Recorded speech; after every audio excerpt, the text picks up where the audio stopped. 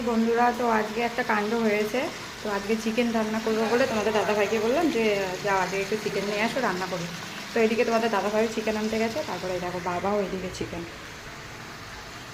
শ্বশুরমশাইও এদিকে আবার চিকেন এনেছে। তো কী করবো, অত তো রান্না করতে পারবো না, জাস্ট এইদিকে দেখো রান্না করছি।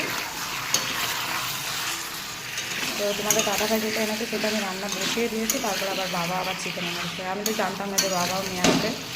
তো আজকে চিকেন রান্না করছি। আর এদিকেও রেখে দিলাম, কালকে তো না, আবার সেই কালকে আমাদের নিরামিষ, আবার সেই বুধবারে রান্না করবো।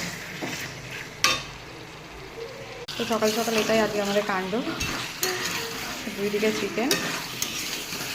তো চিকেন করবো আর আমের টক করবো, আমের চাটনি, আমরা আমের টকই বলি, আর ভাত আর কিছু না।